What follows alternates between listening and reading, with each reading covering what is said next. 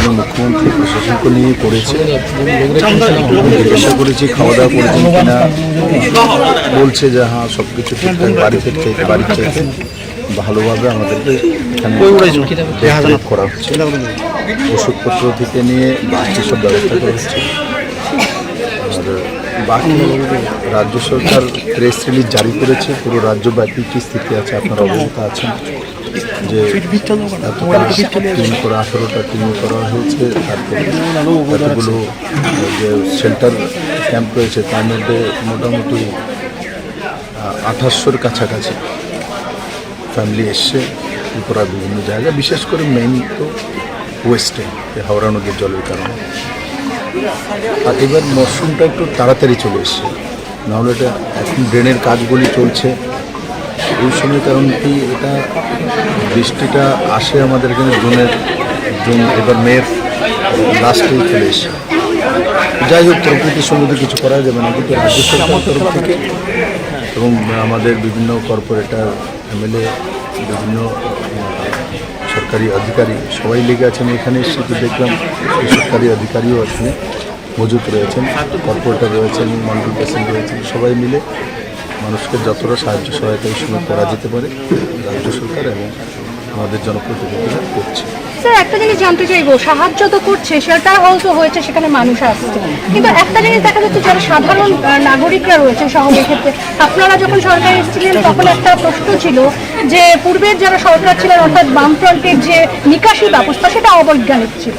এখন এই মুহূর্তে আপনাদের সরকারে স্মার্ট সিটির যে প্রজেক্ট চলছে, সেই প্রজেক্টে যে কাজ হচ্ছে, সেই কাজে যে ড্রেনেজ সিস্টেম, যে কভার ড্রেনের কথা বলা হচ্ছে, সেই কভার ড্রেন নিয়ে এখন সাধারণ মানুষের একটা অভিযোগ আসছে যে এই কভার ড্রেনগুলো বা স্মার্ট সিটির প্রজেক্ট অবৈজ্ঞানিকভাবে চলছে। সাধারণ মানুষের এই অভিযোগ এ কারণেই এই মুহূর্তে শহর বানভাসী আরও বেশি হচ্ছে।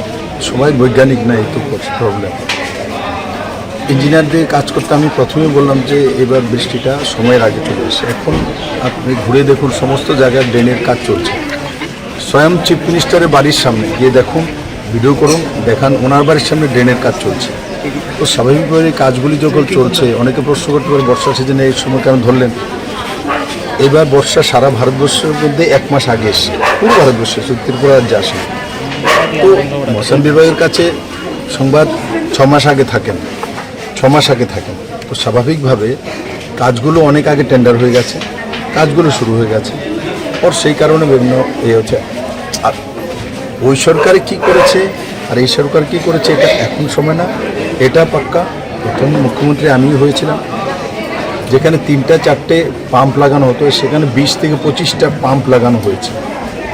তারপর স্মার্ট সিটিতে যেভাবে রোড, বনমালীপুর আমারই এগিয়ে, সেখান থেকে এমএলএ ছিলাম, 20,000 কোটি টাকার উপর খরচা করেছি স্মার্ট সিটি। সেই পয়েন্টগুলোতে হোক, সেখানে জল নিকাশির ব্যবস্থা হোক, সবগুলিতে করা হয়েছে। আগে তো ড্রেন মাত্র কোনো কিছু ছিলই না, আর যে ড্রেন ছিল সেগুলো যদি ইনকোয়ারি করতাম, তার মধ্যে বাঁশ আর যেগুলো দিয়ে রেখে দিয়েছে এগুলো তো জলে যেত না। আজকে দেখুন রামনগর থেকে যে সিধায় বর্ডার চক্করে যাচ্ছে, কত বড় চওড়া ট্রেন, রাস্তার বরাবর ট্রেন করা হয়েছে। তো সেভাবে স্বাভাবিকভাবে বিভিন্ন জায়গাগুলির জন্য লোকাল যে ড্রেনগুলো এখন করা হচ্ছে, বড় ড্রেনগুলো কমপ্লিট হয়ে গেছে আগে। লোকাল যে ড্রেনগুলো, যেগুলো বনমালীপুর মনে করেন সাইড দিয়ে এক একটা নাম্বার 1, ধলেশ্বর 1, ধলেশ্বর 2, এই যে এগুলো এখন করা হচ্ছে। সেই কারণে জলটা নামতে একটু অসুবিধা হচ্ছিল।